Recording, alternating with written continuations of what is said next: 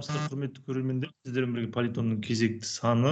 Бүгінгі біздің талқылайтын тақырыбымыз Қазақстандағы тұрмыстық зорлық-зомбылыққа арналмақ.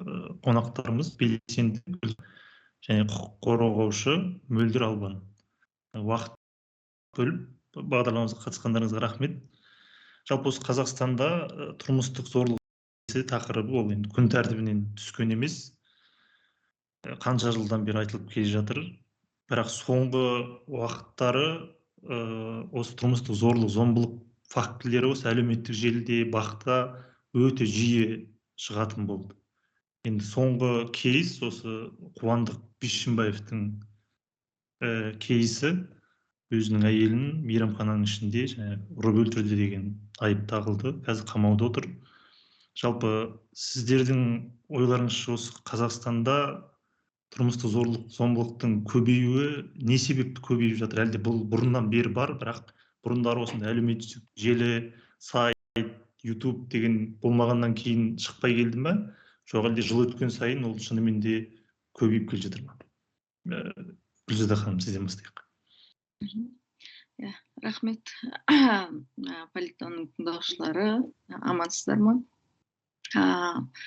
Менің ойымша, бұл зорлық-зомбылық жалпы баяғыдан қоғамда бар болып келді.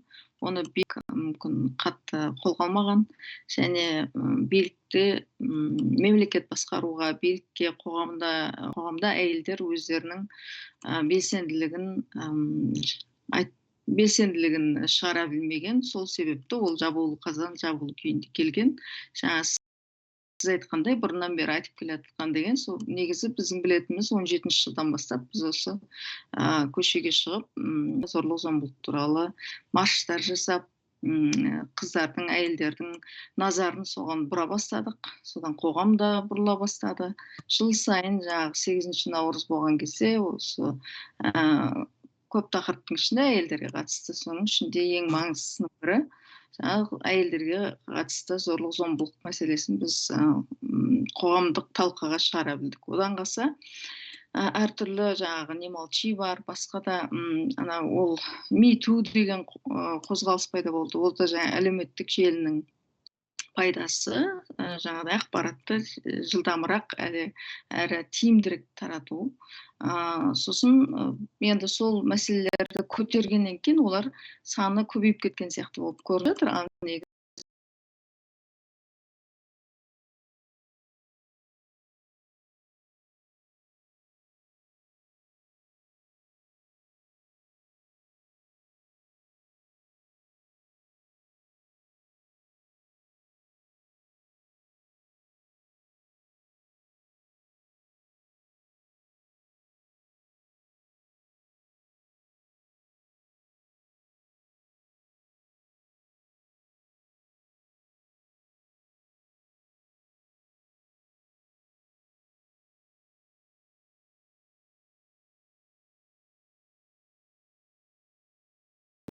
Әр адамның өзінің жеке басындағы, әр әйелдің өзінің басындағы тағдыры, өзінің басындағы қайғысы болып қалған.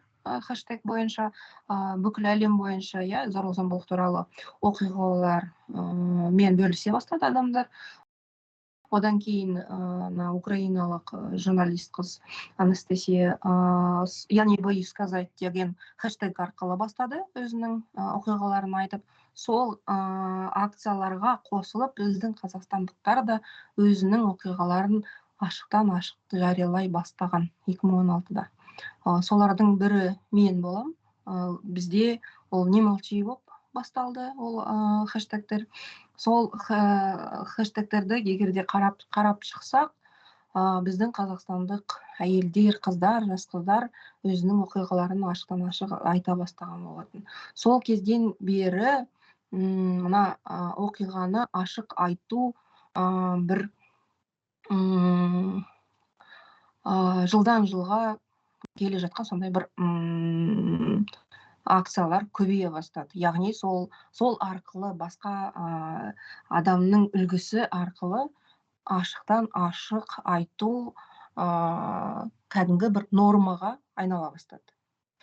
Одан кейін де әйелдер өзінің егерде бір зорлық-зомбылыққа ұшыраған болса, полицияға барып және де өзінің әлеуметтік желілерінде және де жаңалықтарда журналистерге де аштан ашық өзінің оқиғаларын айтып, сол арқылы басқаларға үлгі көрсете бастап, сол акциялардың арқасында менің ойымша біз әзіргі таңда сол зорлық-зомбылықтың санының көбейіп бара жатқан сияқты бір сезімде болуымыз мүмкін. Бірақ ол бұрыннан және де ол бұрын жылы жабылып қала берген, әр отбасының оқиғасының проблемасы деген сияқты сондай кері ұғымда көп уақыттан бері біз жүре берген халық. Ендігі осы мықты әйелдердің арқасында, бізге фембикелердің арқасында біз әзір осы оқиғалардың қалай айтсам болады, жабулы қазанның ашылғанын көріп жатырмыз. Яғни сандар көбейіп жатыр. Қорықпай, елдің сөзіне ермей барып, осы оқиғаларды өздерінің әлеуметтік желілерінде және жаңалықтарда сол оқиғалармен бөлісіп жатқан әйелдерді күнделікті біз көріп, зорлық-зомбылықтың саны бір көбейіп бара жатқан сияқты ой болуы мүмкін. Бірақ та одан екі фактордан осы әйелдердің өзіне деген сенімділігі және басқа әйелдерге деген сенімділігі арта бастағаннан осылардың саны көбеюі мүмкін. Өйткені олар осы оқиғаны жаппай және айтуы мүмкін. Ал екінші фактор ол біздің заңның әлсіздігі. 2017 жылы біздің заңнамада өзгерістер енгізілді, яғни криминализациядан алынып тасталды 2 бап осы тұрмыстық зорлық-зомбылыққа қатысты. Яғни сол заңнама өзгеріп және де олардың әлсізденуі де осы проблеманың көбеюіне алып келіп жатыр. Жаңа сіз сол 2016 жылдан бастап әйел адамдар зорлық-зомбылық көрген азаматшалар айта бастады дедіңіз ғой, жалпы қоғамға шығып ашық өзін осындай. Бірақ оны қазір қоғам жалпы елеп ескеріп жатыр ма? Менің ойымша біздің қоғамның өзі соған бір дайын емес сияқты. Ол адамдардың өзі тіпті осы Бишімбаевтың кейсінде әйелін өлтіріп тастады, бірақ соның өзінде Салтанат деген азаматшаны кейбір адамдар кінәлап жатыр да. Ондай тіпті блогерлар ол тіпті қайтыс болып кетсе де сол адамды кінәлап жатыр. Оның да өзінің бірдеңкесі бар шығар, ол жерде не істеп жүр деген сияқты. Ол адамға не үшін тұрмысқа шықты деген сияқты. Оны да кінәлайды. Сонда біздің қоғамда бір тұрмыстық зорлық-зомбылыққа деген бір екіұдай пікір бар сияқты. Кейбірі оған тіпті қарсы шығады деген сияқты. Не себеп болады деп ойлайсыз? Маған сенсеңіз, біз сол ашықтан жариялап өзіміздің оқиғаларымызды әлеуметтік желіге салғанда жағдай одан да мүшкіл болған. Әзіргі кезден одан да күрделірек болған жағдай. Яғни біз өз оқиғамызды жаза бастаған кезде бір 78% осындай теріс ойдағы адамдар, немесе мен мысалға өзімді айтайын, мені кінәлаған, өзің кінәлі шығарсың, мүмкін сен өзіңе сол зорлық-зомбылықты тартқан шығарсың, өзіңнің киімің, әдет-ғұрпың, сенің мінезің деген сияқты неше түрлі факторларды аргумент ретінде келтіріп отырған. Қазір кішкене болса да жағдай өзгерген. Өйткені біз осы жағдайды күнделікті көтеріп, күнделікті осы жағдайды айтып отырғаннан кейін біраз болса да адамдардың пікірі өзгеріп жатыр. Кішкене болса да. Бірақ әлі де істейтін жұмысымыз көп, әлі де адамдардың ой пікірін өзгертуге біз күнделікті атсалысуымыз керек деп ойлаймын. Бұл жалпы біздің менталитеттен ба сонда, жалпы халықтың жоқ әлде? не себепті олай адам өліп жатыр, оны не үшін бір адамды мысалы қинап зорлап жатыр, оны не үшін ол адамның өзін кінәлі қылып жасайды деген ғой. енді айтып кетсін, сосын мен қосадым. иә, ол жерде мысалы жаңағы енді өлетін адам өлді, жас жігіттің тағдырын қинамайық деген сияқты сөздер болады. Ондай жағдай мысалы бір адамды өлтіргенде екінші адамды құтқарып алуға жаңағы туысқандары көмектеседі.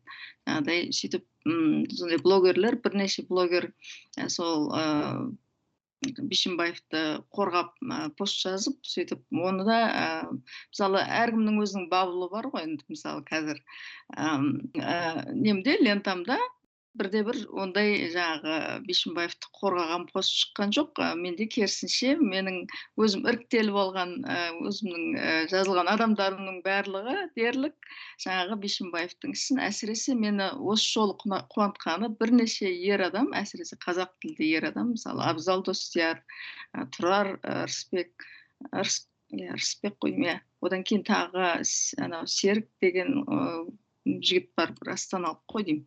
Сосын тағы бір төртеуін айта аламын. Ғалымжан Оразымбет жігіт жазды пост. Ғалымжан Оразымбет. Сосын 4 кісі қазір мысалы есіме келіп тұр.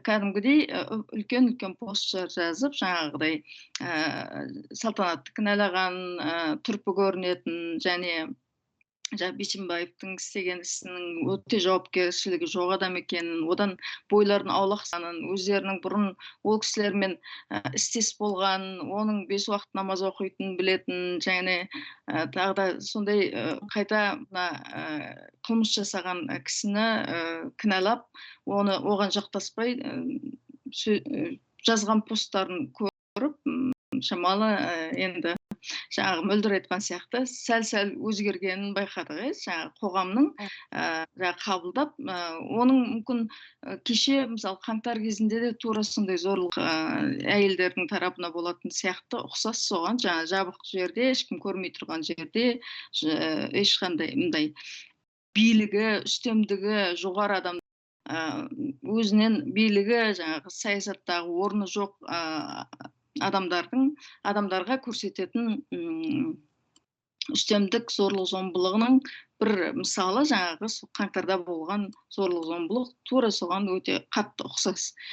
Соны біз қоғамда түсініп білуіміз керек. Жаңағыдай ол кісілерді жаңағыдай таяқ жеген адамды кінәлағанда, ол жерде оның өзінде кінәласаңыз, онда ана адамды ақтап алудың жолы ғой, енді барлығы жаңағы victim blaming деп атаймыз. Біз енді бізді ақыры батыстан келген, батыстың жаңағы түсінігін алып келеді деп айтады. Соның батыстың сөзі бар, victim blaming деп. Victim деген жаңағыдай зәбір көруші, blaming деген соны жаңағыдай кінәлау, жаңағы зәбір көрушіні кінәлау деген түсінік бар. Сонда зәбір көруші бар мақсатыңыз жаңағы зәбір көрсетіп отқан билік, қолында билігі бар, саяси, экономикалық, әлеуметтік орны үстемдеу адамды қорғап алуымыз керек та сонда. Сол үшін қоғамда сондай авторитарлы билікті сақтап қалудың жолы. Жаңағы біздің заңды өзгерткен кезде де орыстардан көшіріп алдық қой оны, жаңағы декриминализация деген. Оның барлығы авторитарлы жүйені сақтап қалу үшін бір элемент ретінде жаңағы халықты басып отыру, мысалы әйелдер ер адам басып отырады, отбасында балаларды басып отырамыз, сосын мемлекет еркектерді басып отырады. Сонда барлық адам өзінің кім үстем екен иерархия түрінде бір-біріне бағынып, сондай қоғам құрамыз. Сонда қоғамдық қатынасты солай жасаймыз да, жаңағы тең түрінде, мысалы сыйластық арқылы, тең горизонтальды қарым-қатынас емес, жаңағыдай біреу үстем, біреуі соған бағынышты деген сияқты. Мөлдір ханым, алып қосарыңыз бар ма? Менің қосарым, біздің қоғамда ең ондай үстем өзекті тақырып ол гендерлік таптаурын. Гендерлік таптаурын осындай жағдайларға әкеліп отыр. Гендерлік таптаурынның нәтижесінде біз күнделікті осы victim blamingтің куәгері болып отырмыз. Ол біздің мына бұқаралық ақпаратында да таратылатын ақпараттардың да гендерлік таптауырынға негізделіп таратылып отырғанын көріп отырмыз. Мына блогерлер болсын, журналистер болсын, одан басқа қандай да бір осы зорлық-зомбылыққа қатысты тақырыпты өз парақшасында немесе өзінің ұйымында бөлісіп отырған адамдардың мына комменттерін оқысаңыз, гендерлік таптауырындар әлі күнге дейін басым алып отыр. Бүгін мысалға мен Дина Төлепбергеннің жариялаған видеосын қарадым. Соның астында сондай комментарийларды оқып, әлі күнге дейін бізде егерде бай ауқатты болса, яғни сол жерде ғана проблема бар, ал енді шығыңдар қыздар бай ауқатты еркектерге деген сияқты. Немесе бұл тақырыпты, бұл мәселені екі жақтан да қарастыру керек деген сияқты мына жауапкершілікті зорлық жасаған адамнан емес, немесе мына өлімге апарған адамнан емес, ана зәбір көрген адамның мойнына да арту, яғни қасақана емес шығар, жай ғана бір түртіп қалып немесе итеріп қалып осы кенеттен өліп қалған шығар деген сияқты жауапкершілікті бұрмалап отыр. Яғни осы күнге дейін біз неше түрлі ақпараттарды да қабылдап отырмыз. Соншама сағат бойы ана адам өліп жатқанын және де сол дер уақытында соған көмек шақырылмағанын, көмек берілмегенін, видеоның өшірілген барлығын білсек те, бұл тақырыпты екі тараптан да қарастыру деген бұл біздің қоғамдағы ең өзекті мәселе. Мына гендерлік таптауырынға біз өте көп көңіл бөлуіміз керек. Яғни мектеп қабырғасынан мысалға немесе балабақшадан бастап сол тақырыпты тереңірек оқытып, балаларға күнделікті түсіндіріп, содан бастауымыз керек сияқты. Өйткені әзіргі біздің жұмысымыздың барлығы көбінесе мына зорлық-зомбылықтың салдарымен ғана жұмысқа қамтылған. Сол проблемаға ғана бұрылған. Мысалға біздің мемлекеттік бюджетіміз болсын, мемлекеттік жұмыскерлердің бағыты болсын, барлығы мына біздің құқық қорғау ұйымдарының, мекемелерінің, мысалға мына әріптестерімдер көбінесе біздің жұмысымыз салдарлармен күресу. Біздің мына марш, 8 наурыздың маршы, ол да мына күнделікті біздің қоғамдағы гендерлік таптауырынмен немесе орын алған біздің халық арасында орын алған патриархалдық ұғымды жою, соған ғана арналған. Бірақ та алдын алу жұмысы өте аз. Күнделікті сабақ өткізу, күнделікті балабақшадан, мектептен бастап дәріс өткізу, гендер тақырыбын одан сайын тереңірек үңілу, күнделікті біз білу керек құқықтық білімдеріміз аз. Соған тереңдеп үңілу деген сияқты тақырыпқа өте аз уақыт берілген, және де мемлекет тарапынан соған бюджет аз бөлініп отыр. Көбінесе біз түрмеге отырғызу, оны одан сайын күрделету деген сияқты салдармен ғана жұмыс істеп отырмыз. Жалпы енді бұған дейін жаңағыдай тұрмыстық зорлық-зомбылық дегенде бір халықтың немесе сол бір белгілі бір отбасындағы әлеуметтік жағдайдың төмендігінен осындай нәрсе болады. Сол себеп, негізгі себеп сол деп айтылатын осыған дейінгі. Бірақ енді қазір қарап отырсақ, тіпті әл-ауқат жағдайы, әлеуметтік жағдайы қазақстандықтардың басым көпшілігінен жақсы тұратын азаматтардың да отбасында сондай оқиғалар болып жатыр. Сіздердің ойларыңызша, бұл біздің мен қаңтар оқиғасын енді былай осы мен параллель келтіретін болсақ, мен қаңтар оқиғасы туралы бір осы әлі де жазып келе жатырмын да, түсіріп айтып келе жатырмын. Бір 2 жыл болды ғой енді, алдағы уақытта 2 жыл болады. Осы 1 жылдығы кезінде ме бір жазған едім, осы біз жалпы сау қоғам емеспіз деп, біз түртіп қалса кез келген жері ауру қоғамбыз біз деп. Өйткені анандай азап жасау тірі адамға, ол тіпті ақылға сыймайды, сау адам жасайтын нәрсе емес деп, тірлік емес деп. Жалпы бірақ қазір қарайтын болсақ, енді ол әлеуметтік жағдайға байланысты емес сияқты ондай. Тұрмыстық зорлық зомбылық жасап, өзінің жанындағы әйелін өлтіріп тастау, баласын өлтіріп тастау деген сияқты. Сіздердің ойларыңызша бұл не? Біз қоғам ретінде қандай қоғамбыз сонда? Заңдарымыз әлсіз. Мына тұрмыстық зорлық зомбылыққа қатысты бірінші рет болған оқиғаға ескерту беру дегеннің өзі бір бетке түкіргенмен тең деп ойлаймын. Өйткені жай ғана сенікі дұрыс емес, бұның болмайды деген сияқты бір күлкілі бір жағдайға біз келіп отырмыз, иә. Мемлекет тарапынан осындай жағдайға келтіріп отыр. Одан кейін ол әйелді мүмкін өлтіруі мүмкін, одан бетер мүмкін ұруы мүмкін. Сол кезде ғана біз осы түрмеге отырғызамыз, оған штраф береміз деген сияқты ескерту беру осындай жағдайларға, күрделі жағдайларға әкеліп отыр деп ойлаймын. Және де заңымыздың әлі күнге дейін қабылданбағаны, біздің қосқан үлесіміз соған әлі күнге дейін есепке алынып та отырған жоқ, бізді ешкім тыңдап та отырған жоқ. Осындай резонансты жағдайлардың кесірінен ғана қазір бүкіл халық шулап атқаннан кейін ғана осы тақырыптарды көтеріп отыр. Оған дейін көтеруге болмас па еді, және де біз сияқты белсенділерге құлақ асуға болмас па еді деген сұрақтар туындайды. Яғни ол сол әлсіз заңдар өздеріне ыңғайлы болған, қолайлы болған, және де оған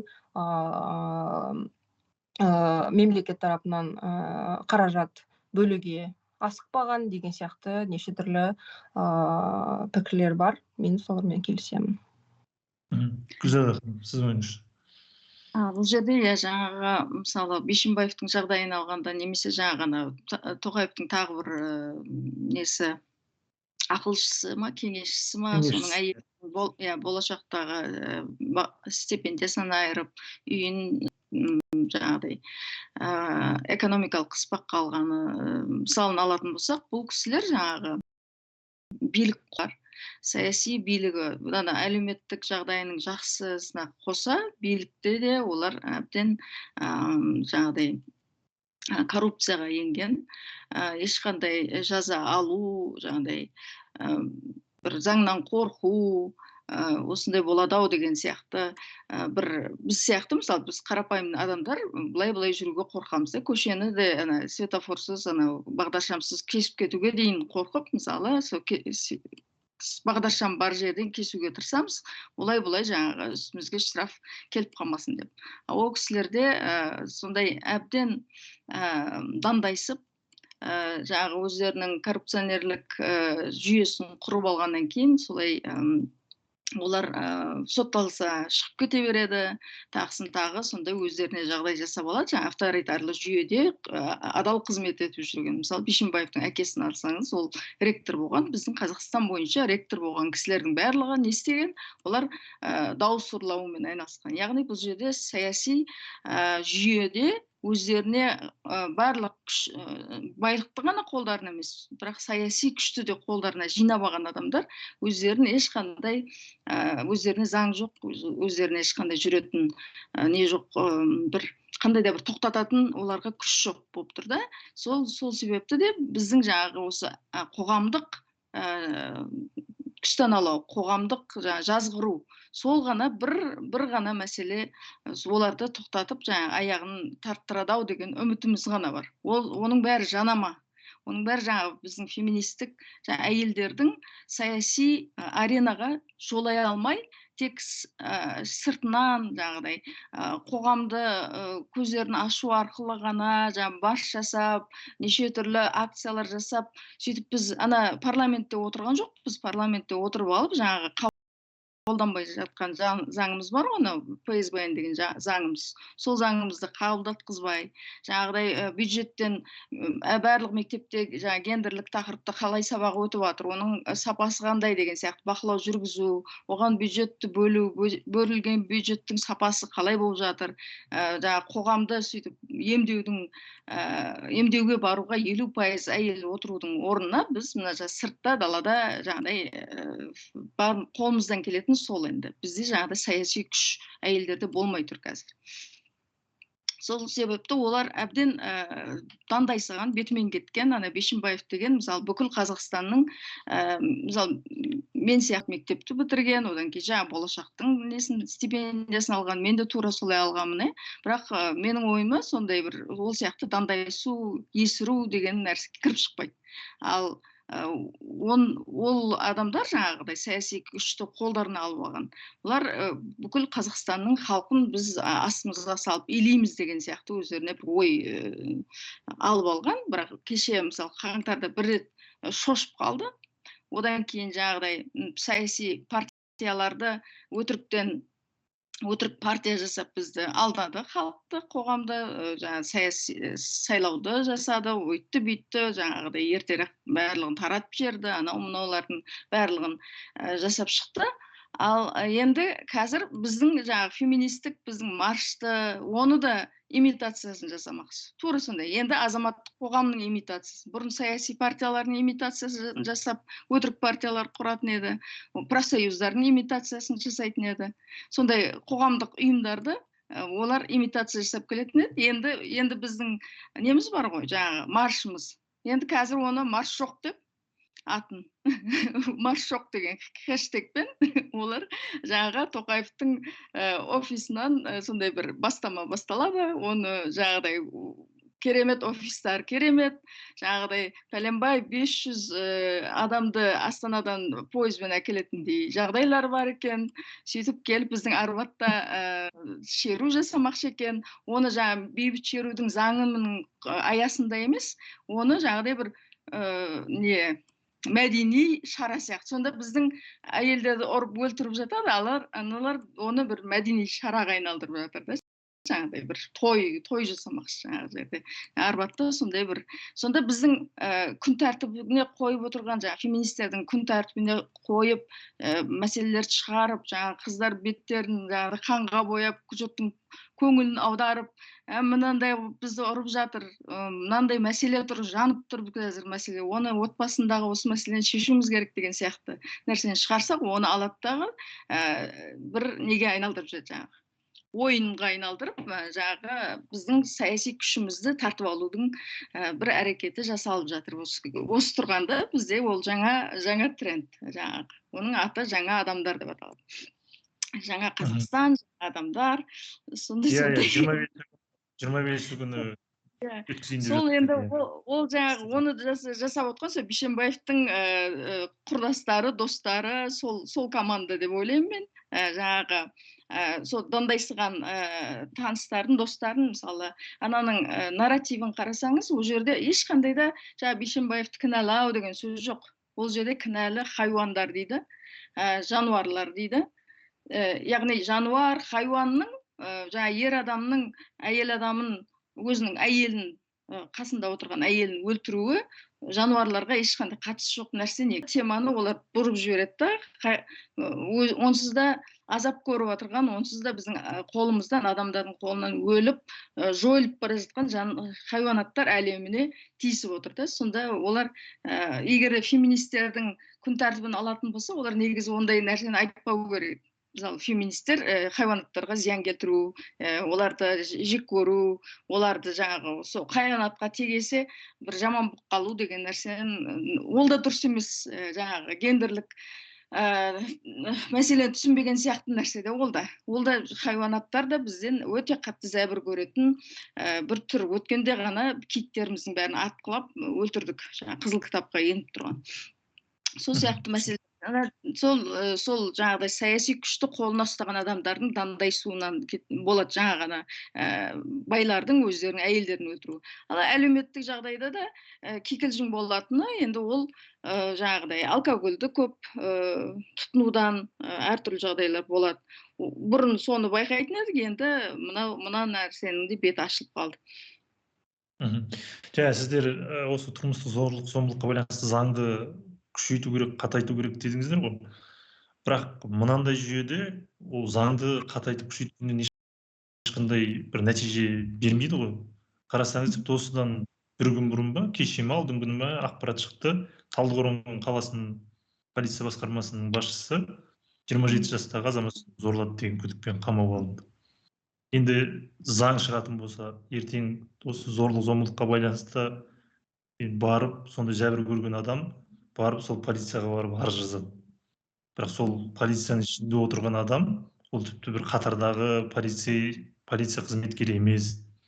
Көшеде жүрген сол полицияның бір қаланы басқарып отырған бөлімнің басшысы сондай күдікпен ұсталып жатыр. Сонда бұл жерде негізі осы саяси жүйеге келеді ғой, иә. Қазіргі сонда бір біз саяси тұтқындар деп айтамыз ғой, белсенділер қамалып, ұсталып, ұзақ жылға сотталып жатса, немесе елден кетуге мәжбүр болып жатса, оларды біз саяси осы жүйенің құрбандары деп айтамыз. Бірақ қазір қарайтын болсақ, сонда тұрмыстық зорлық зомбылықты көріп жатқан адамдарда олар тіпті саясатқа ешқандай қатысы жоқ. Бірақ осы 30 жылдан бері құрылған жүйенің олар да құрбаны болып тұр ғой сонда. Қазір сонда бізде бір заң қабылдаудың ешқандай қажеттілігі жоқ қой мынандай жүйеде. Жоқ, әлде бәрібір де қабылдау керек, алдыға қарата жылжу керек пе? Заңды қабылдағанда қараңыз, кешіріңіз, жаңа ғана жаңағы саясат ерткенде бізде жаңағыдай әйелдер саясатқа толыққанды қатысу керек. Сонда сол әйелдер жаңағы тұрмыстық зорлық зомбылыққа қарсы профилактика жасау деген заң ғой біздегі айтып отырғанымыз, сонда оның алдын алу, зорлық зомбылықты болуына жеткізбеу деген сияқты. Оны заңды қабылдағаннан кейін, одан кейін ол парламент қадағалау керек қой. Сол себепті жаңағыдай әйелдердің өкілдері шешім қабылдау деңгейінде отыру керек. Онымен қатар жаңағыдай жалпы саяси жүйені өзгертуіміз керек қой, жаңағы демократияландыруымыз керек. Әйелдерді саясатқа араластырудың осы жерде маңызы туады. Жаңағы саяси жүйені біз өзгертуіміз керек. Соның қабатында бірнеше заңдарымыз өзгертуіміз керек қой. Ол заңдарды өзгерткенде біз тек қана жаңағы тұрмыстық зорлық зомбылыққа ғана емес, басқа да жаңағы конституцияны 93 жылғына әкелгісі келетін адамдар бар. Жаңағы президенттің қолынан көп билікті алып қойып, жаңағы билікті тарату, жаңағы парламентке, сот билігіне билікті бөлінен сұрайтындай қылып қою деген сияқты, ондай да жүйелік өзгерістер болу керек. Жаңағы партияның тіркелуі, оның ішінде партияның басшылығына әйелдер келуі, партияда жалпы әйелдердің саяси белсенділігін, яғни Қазақстандағы тең жарты халықтың өкілдері саясатқа қатыспай отырғанын біз сезінуіміз керек. Сол нәрсенің барлығы біздің саяси жүйені жаңағыдай өзгертіп, демократияландырып, сол кезде соның қабатында жаңағы да заңдарымыз қабылдану керек. Әрине сіздің айтқаныңыз дұрыс, жаңағы егер осы авторитарлы жүйеде жаңағы президенттің ақ дегені ақ, қара дегені қара, айналасындағы адамдардың бәрі әйелдердің ұрып өлтіретін адамдар болса, ондай жүйеде біздің әрине қабылдаған заңымызда ешкімге ешқандай әсер болмайды. Мөлдір ханым, сіздің ойыңызша? Менің ойымша, заң әрине қатаң болу керек, оны біз қабылдауымыз керек. Одан басқа әріптесіммен келісіп отырмын, әйелдердің саяси белсенділігін арттыруымыз керек. Ол мәжіліс болсын, парламент болсын, қай жерде болсын, әйелдердің санын көбейту керек, және мемлекеттік органдарда жай ғана құжатпен ғана жұмыс еткізіп қоймай, шешім қабылдайтын жерлерде де әйелдеріміз болу керек. Одан басқа, менің ойымша, осы зорлық зомбылықпен жұмыс істейтін біздің полиция қызметкерлері де әйелдер көбею керек, және де осы істі көбінесе әйелдер істеу керек. Одан басқа мына саяси белсенді және әлеуметтік белсенді әйелдерді де осындай жұмысқа арттыру керек.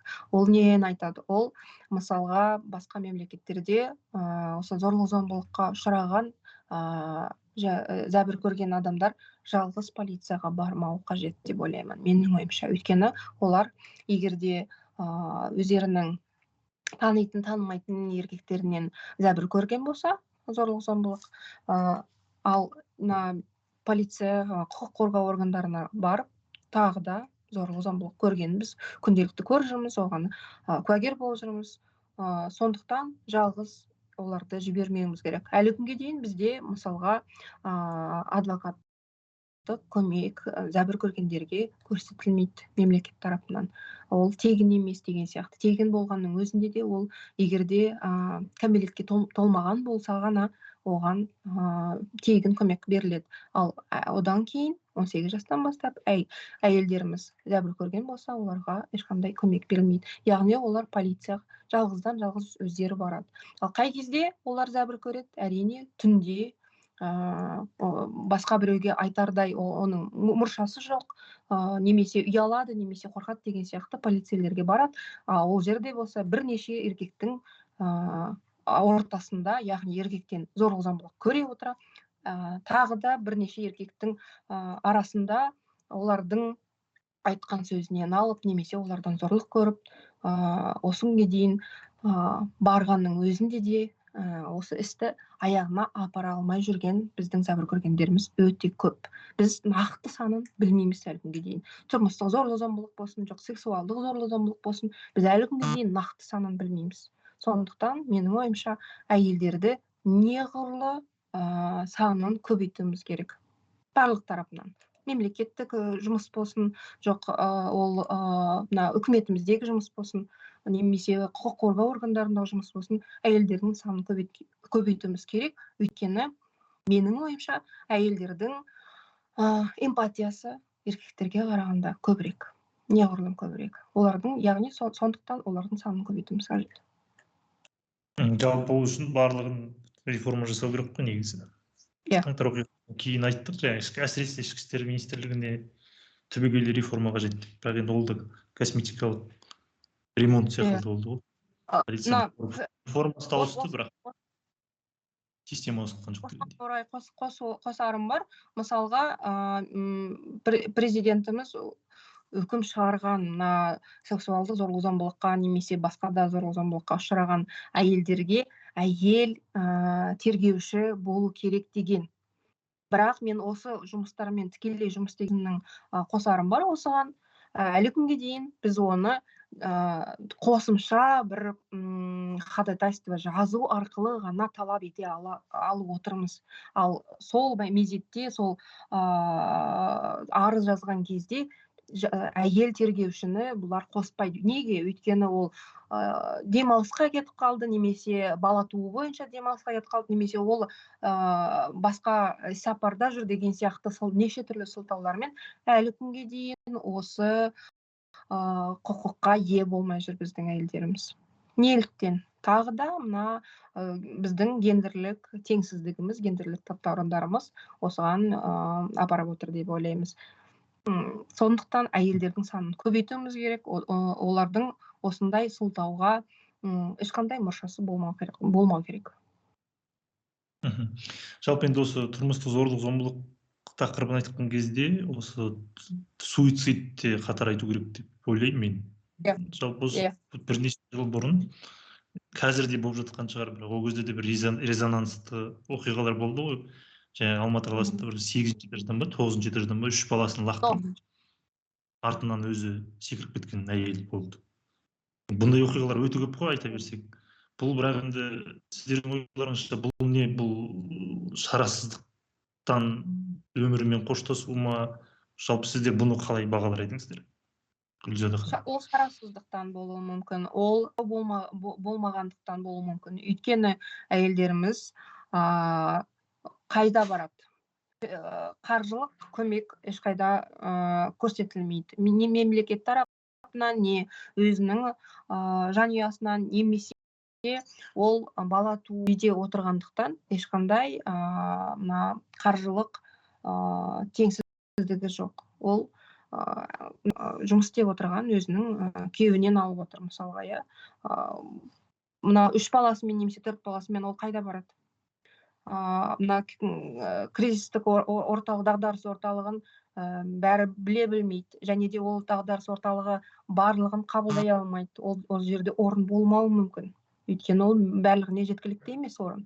Ол жердегі орын да тапшылық. Мысалға, карантин кезінде біз оған куәгер болдық. Бірнеше адамды біз өзіміздің Свет қоғамдық қорынан адамдарды жіберейік деп едік. Орын жоқ деп айтты бізге. Өйткені ол уақытта болған араша приюты ол кезде карантин кезінде жабық болды.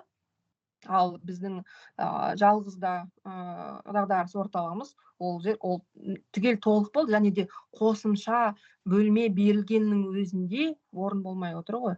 Яғни қайда барады? Шарасыздықтан істеп отыр ғой. Ешқандай көмек жоқ, қолдау жоқ. Ата-анасы келмей ақ қой, сен бізді қарбет қыласың, немесе туыстары болсын, кім болса да барсайшы, балаңмен қайда сиясың деген сияқты сондай сөздерді естіген әйел қайда барады? Әрине, ол шарасыздықтан сондай, ол мысалға суицидті сондай ойдан істей салды деген ол да кері ұғым деп ойлаймын. Ол жылдан жылға қосылып келе жатқан біздің депрессиядағы әйелдеріміз.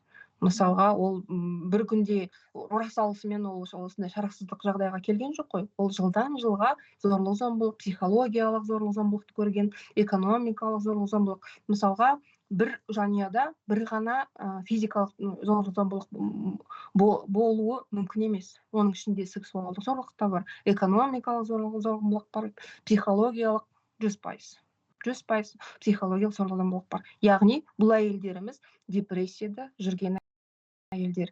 Ол қандай да бір қатты стресс болған кезде сондай суицидке барып отыр. Ол бір жылда ғана немесе бір күнде ғана пайда болған проблема емес. Ол жылдан жылда келе жатқан. Мына мысалға Салтанат Нүкенованың оқиғасын айтсақ, өзінің құрбылары айтып отыр. Қалай үйленді, содан басталды деп зорлық-зомбылық. Яғни, бір жыл бойы сол адамды ұрып келе жатқан, және де психологиялық зорлық-зомбылық көрсетіп келе жатқан. Ешкіммен араластырмаған, ол үйде жабық, солмен ғана араласып жүрген адам. Яғни, ол әйелдің көбінесе біз комментарийлерден оқып жатырмыз да, бұрыннан бері неғып кетіп қалмаған. Психологиялық зорлық-зомбылықты шығарып алу өте қиын. Өйткені ол соған налиды, оған сенеді, немесе одан қорқады деген сияқты неше түрлі факторлар болуы мүмкін. Гүлжан ханым, сіздің ойыңызша? Жаңағы Мөлдірдің айтқанын қайталап бір айтып өтейін. Жаңағыдай зорлықтың түр-түрі қоғамға жеткізе білуіміз керек. Жаңағыдай психологиялық зорлық деген болады, экономикалық зорлық деген болады.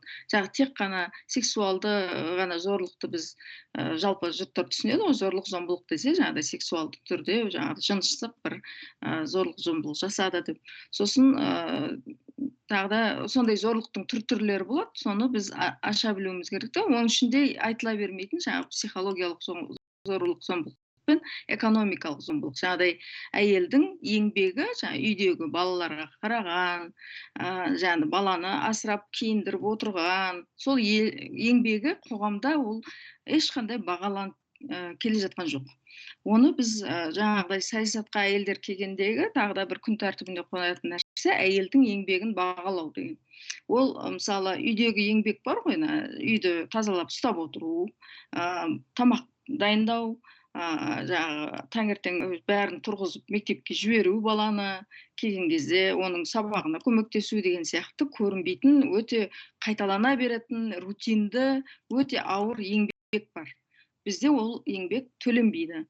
Оны жаңағы күйеуі егер жақсы болып кездесіп, солай өздері бір-біріне партнерлік қарым-қатынасы жақсы болып, еркек адамның жауапкершілігі жоғары болса ғана, ол әйелге жаңағыдай жолы болды деген сөз. Ал кейбір әйелдердің ондай жолы бола бермейді. Ондай жаңа ер адамы ондай өйтіп үйіне тамақ тасуға шамасы болмауы мүмкін, немесе әдейі әкелмеуі мүмкін. Енді әртүрлі себебі бар. Еркектердің өз жерде бостандықты көп.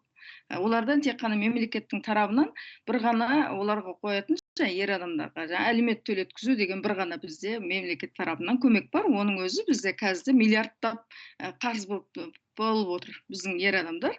Жаңағы енді өз жерде әйел адам егерде ер адамға тастап кетсе бала шағаны, ол да төлеу керек қой. Бірақ жалпы алғанда енді осы нақты фактіге қарағанда көбінесе әйелдер жаңағы алименттік көмекті ала алмайды.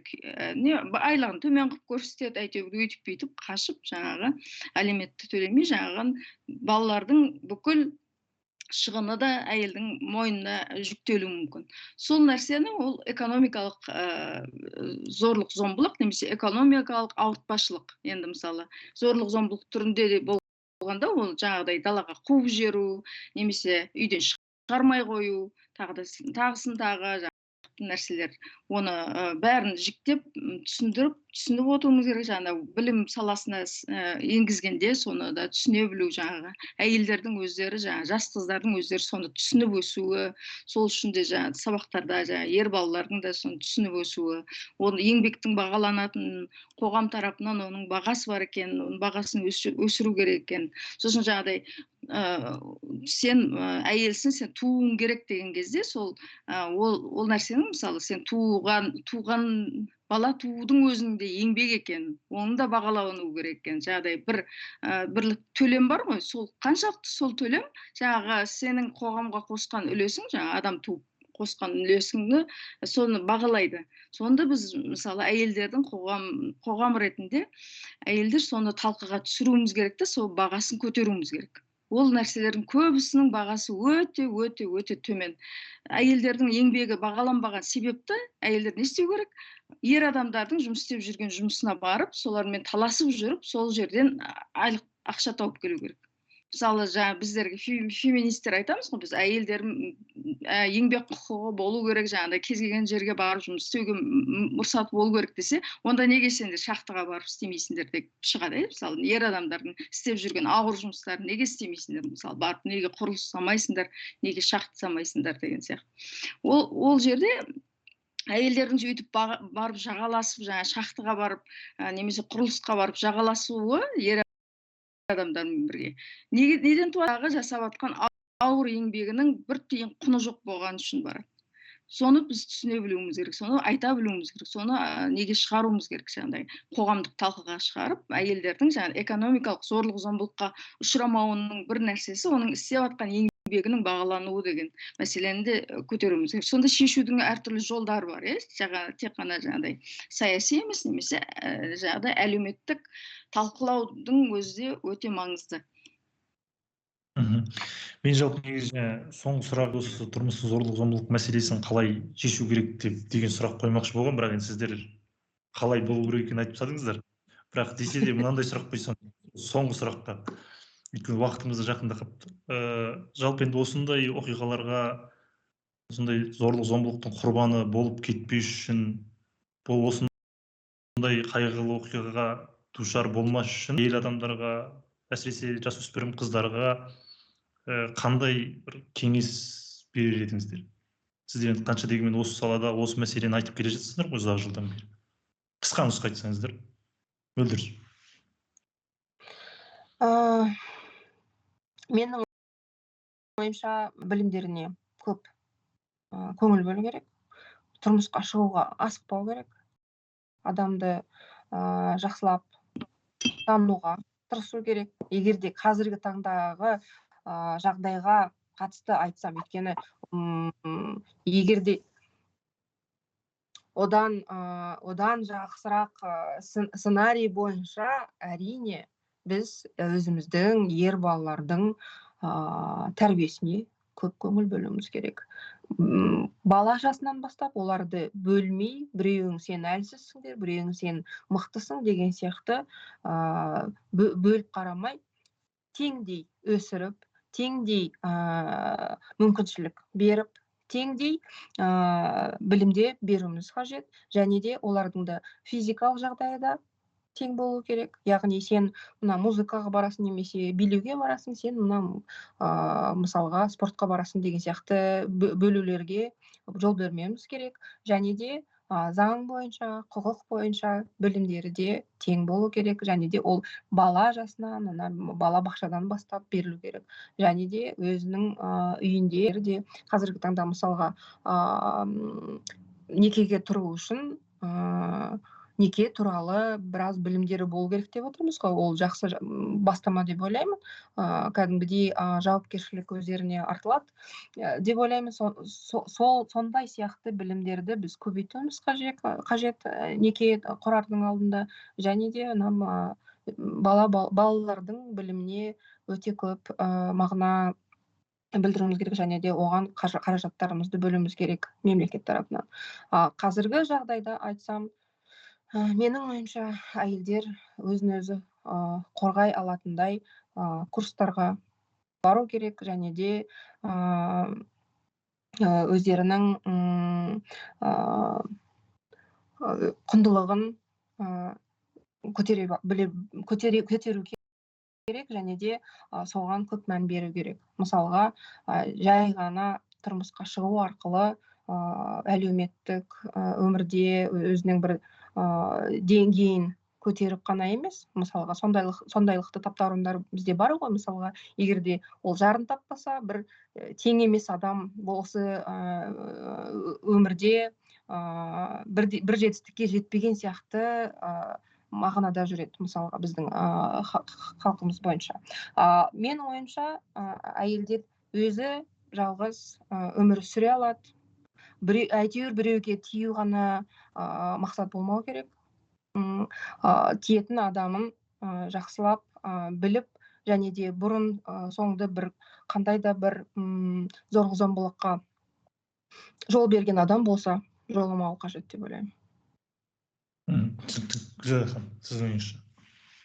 Мен енді жас қыздарға, немесе жеткендерге, немесе жас әйелдерге айтатыным, барлығыңыз феминистік қозғалысқа қосылыңыздар, марштарға келуге қорықпаңыздар, өздеріңіздің қалаларыңызда марш ұйымдастырыңыздар. Сол жерде құрбыларыңызбен бірге талқылап, түсініп, барлығын бір-біріңізбен ой бөлісіп,